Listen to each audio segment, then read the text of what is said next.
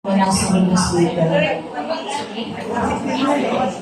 Hello everyone, are you still there?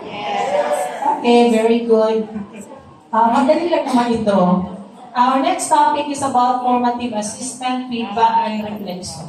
Basabi natin kanina yung sa lesson script, part ang assessment.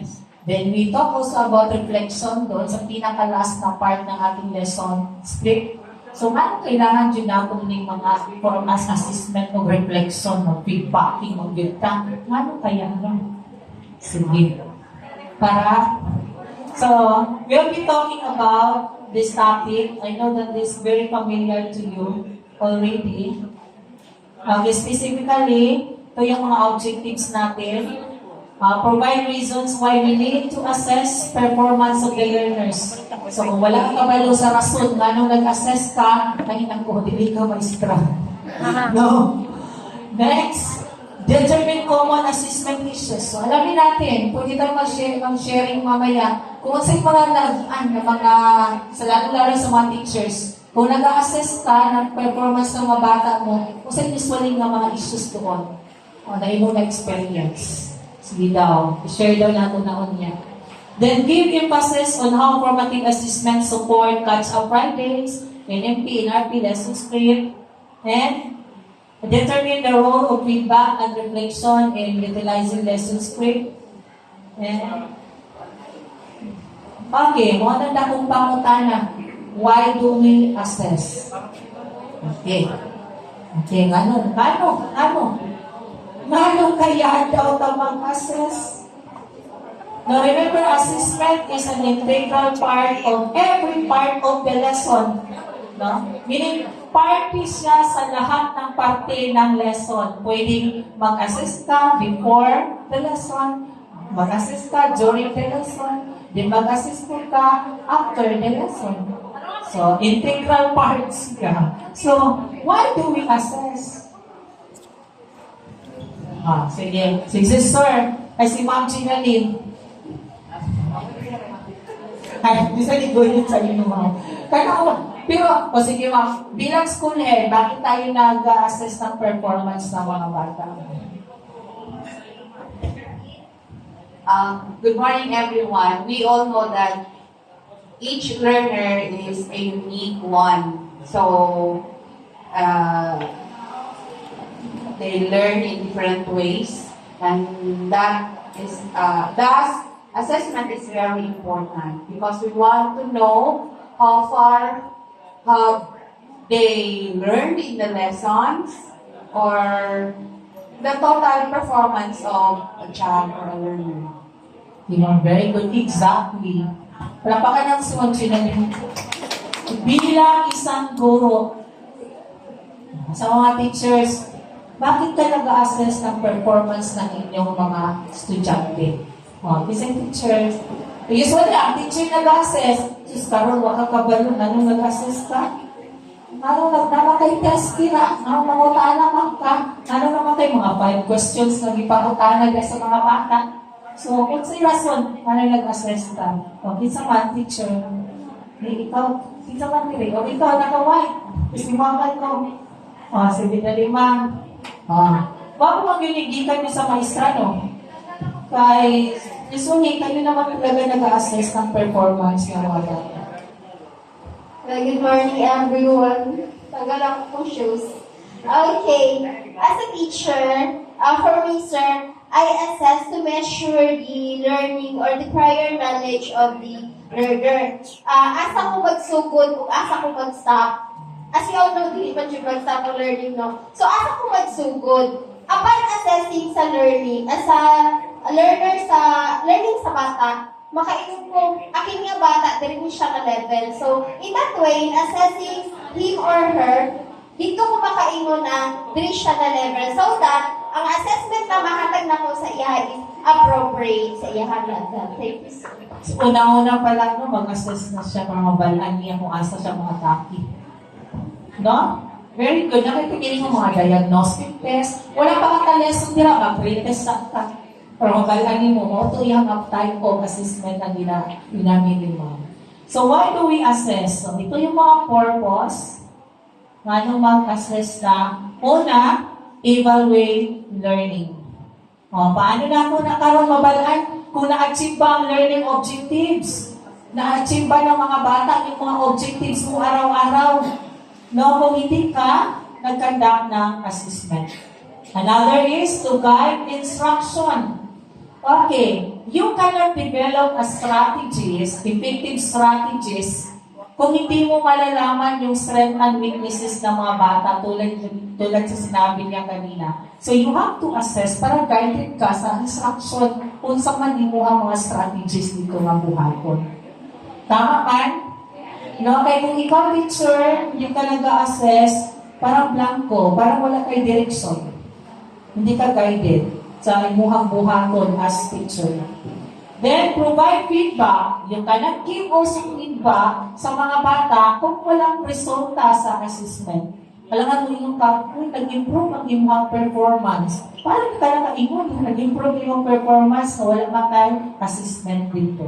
Magaling ka kanina sa lesson. Nasabtan na yung mo, wala ka kasabot sa imong lesson kanina na hinanani-hani. Wala nimong nakuha. Zero yung nakuha out of 10. So, wala yung mahitabong ng feedbacking kung wala assessment.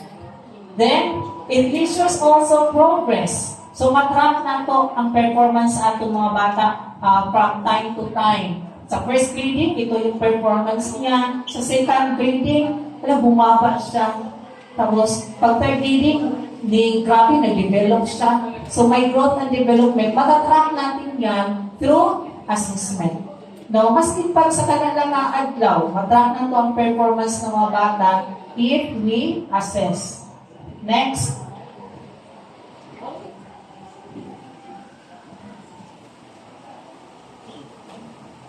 Okay, informed decision making. Kaya nga nagkakaroon ng mga enhancement o revision ng mga curriculum kasi nga merong mga resulta ang ato ang mga assessments. Now, sa PISA, tungkol sa PISA, mo na po na-revise na po na, or hindi pa na-revise, when na-enhance talaga yung ating curriculum, may matatag curriculum, kay mas focus na daw sa foundational skills. Yung ating mga policy makers, mga administrators, katulad dito sa taas, naka-decide sila to revise the curriculum, it is because of the result of the assessment. Now, sa PISA, walay critical thinking kaya itong mga bata. So, dapat, babaan daw yung mga competencies, ang atuang mga subject, gamayon nato, mas focus sa foundational skills para makuha din nato ang standard ng educational outcomes ng pangkalahatang education sa atuang mga bata. Then, ensure accountability. So, pag failure ang pag hindi standard, hindi natin na-meet yung educational outcomes natin, standard, high standard, bagsak atong mga bata, we are all accountable for that. School head, teachers, o mismo ang bata accountable sa iyang sariling performance. Tama man? O, siyempre, kung dili standard, wala natin siya ng net, kay wala sila na-interviewhan, o failure doon sa part na teacher, o di kayo mismo sa students, o di kayo kulang ng technical assistance na binibigay ang ating school head doon sa mga teachers. So, we are all accountable. Then, we cannot also reflect sa atong mga sarili if we will not conduct assessment. Mismo ikaw, teacher, you have to have a reflection on the performance of your learners. Kasi doon nakabase yung performance mo as a teacher. Then doon din makabase kung anong klaseng strategy ang gagamitin mo. Then doon mo matitest din kung maganda ba yung strategy ang ginamit mo through reflection sa resulta ng mga assessment na yan. Then also, not only the teachers ang kailangan mag-reflect sa kanya performance sa inyong learning. Mismo yung bata dapat mag-reflect sa iyang learning. Imuha siyang pangutanon, nakasabot na ka. Di ba? Kung mangutanan ka, mag-reflect ka.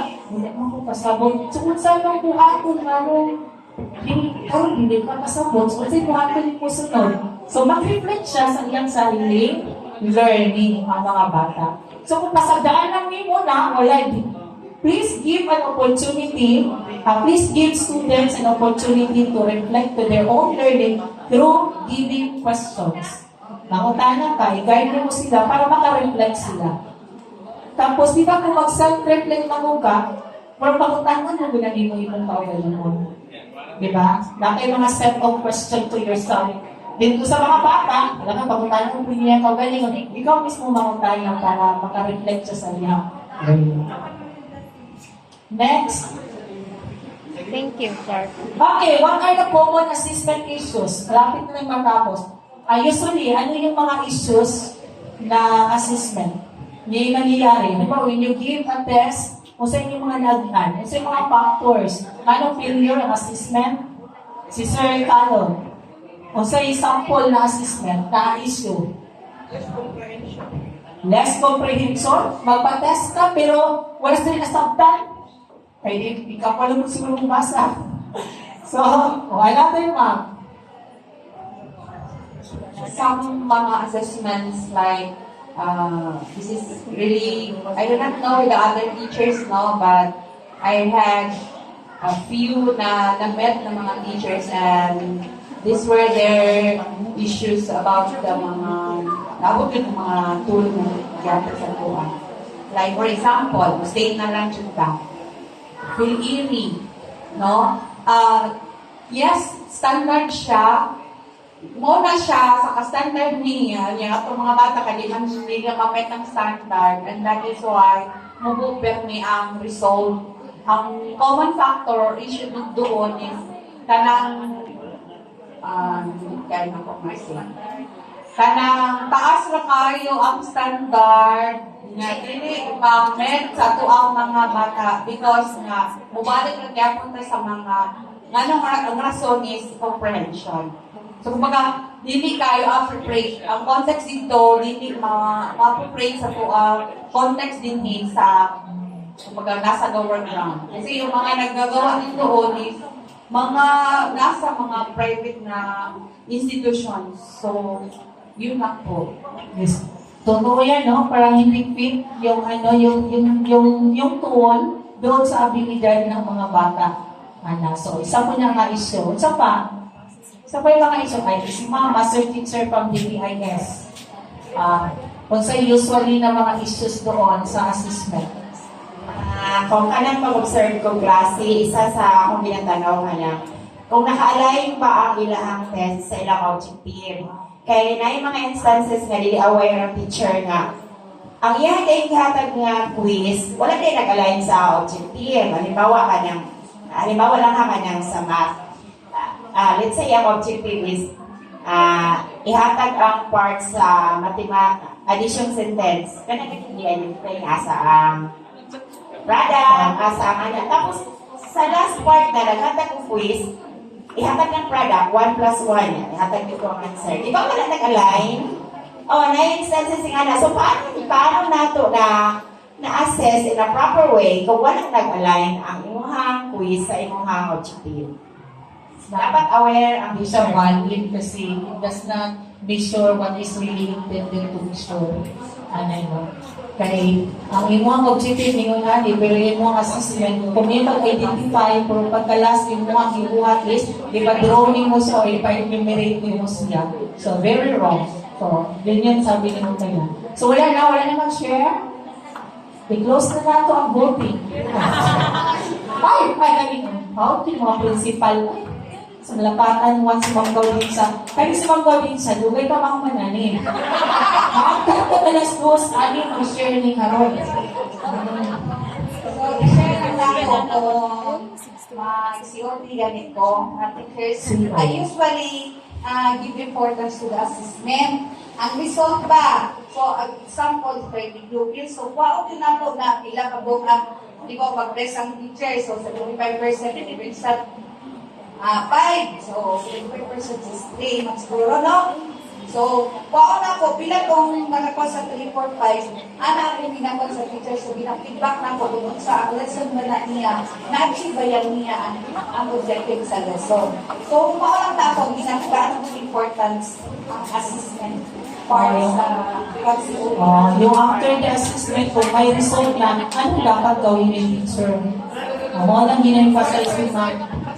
Napay mo share?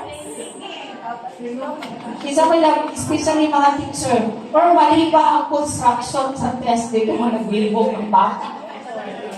Oh, possible ba? Kaya na iso, wala siya kasabot sa iwang instruction. Ang saon, sorry, ako, naging classroom teacher, no? Tapos, mamunta na, sa akin siya, sir. Kung wala siya ni doon sa kawag, siya i-answer. Kaya hindi akong instruction. Oh. Pwede na siya ka naka-issue nga na may isa ka factor nga nung iwala niya ang resulta. Kaya hindi clear ang instruction doon sa assessment. Kay si teacher po, di mo kabalo mag-formulate or mag-construct o question. Na, nakalibog man ang isa mo o kalibog ang bata kung siyempre question. Oh. Sa mga wala ko nag-understanding sa kapasok ng isang bansa. Pero daghan sa mga bato, hindi mo balong kung necessary.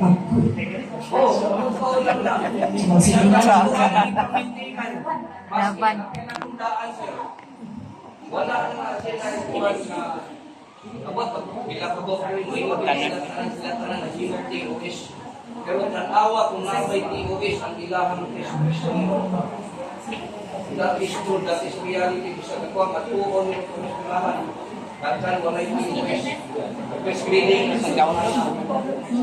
Ano, may PTOS na ginagawa. Parang mga teachers, may mga hindi mo PTOS. Promotion ako sa provider. Recreation course time on this construction. Yes sir, dapat yan siya. Pero yung test constructions, pwede yan sir ilagay doon sa Slack ninyo. So, of course, you as a master teacher, na kita niyo mo inunala na problem. So, isa po na sa imong function na harapan natin siya. So, under niya na sa imo, sir. Oo.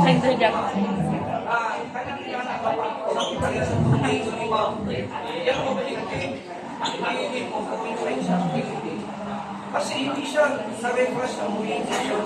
Pre-meeting lang. Labi na rin kayo. Nag-report ko ang school sa kapito, kasi exemplar, dapat siya kayo. Nausahay, makansada ka na, wala ka, seminar sa exemplar, mapilapin ko, education card. So, mga nang i-challenge sa ito mga master teachers and school heads. Para hindi malibog na ito ang gabi na katuan ng mga bagong teachers. I-guide nyo sila all time. Sila. Isa na sa trabaho sa isang school head ang magtanaw kung sa'yo sa teachers. Ang master teacher, ka-partner man lang siya sa school head. Kung makita na ito, di ba, meron tayong hinihingi sa atin yung mga developmental needs, tapos din tayo mag-base para doon sa ating Slack. So, nakita mo na may kulang ka doon, sali mo na doon. Yun lang. No, very siguro, balik ka muna ang magkuhan. Kung kinsa mo lang maayong dito ng speaker ninyo, wala mo gusto. So, kanya-kanya paling kamot. Daghan na yun, infected na tanan. Kaya kayo multi-function. Kung gusto mo kung nakakay professional development, undergo ka professional development at mga teachers na ganyan, na ginatakip ko na siya dito. Kung ikaw mong teacher, hindi ka kabala na, kamot mo din tao na yung pag-ulat sa inyong student o master teacher na tulungan ka mag-test, mag-construct. Kaya lang pa tao, dahil sa college na ito, nakakay subject na ino na. Paano, di ko daw makabalo? Ano, no? Nasubot ko. Bitaw, ikaw, kung gusto dyan mo mga kakon, di na dyan ka magulat na may programa na sa gobyerno, natulungan ka ang test construction. Kaya programa na dyan na dito sa chair, subject na ginagsiya sa nag-display taong college. Tapos, pag-abunan mo na ka sa field, o doon na may mga pagbabago, pero maura mag-ihapin ko siya, mag-test, mag-construct ka o test, maura po ng mga guidelines. So, Siyempre, kilala po yung mga bata, no? Paano kung mag-construct yung ka o mga test, yung mga nilang isipon ng abilidad sa yung mga bata. Kung na-lesson ba na po mo, wala. So, these are yung common assessment issues. Okay, number 1 is yung questionable yung validity. Valid ba? The extent to which an assessment measures what is intended as supposed to measure. Assessment does not align with learning objectives or standards. Tama yung mga pinagsasabi natin. Layo ang imuhang lesson ay imuhang assessment doon sa imong objectives. So it's not valid. So imuhang, actually ano yan siya, makasala siya. Ditest imo ang imang bata na wala man natin mo gitudlo, hindi man lang ang objectives. Mali na siya. Then, not reliable.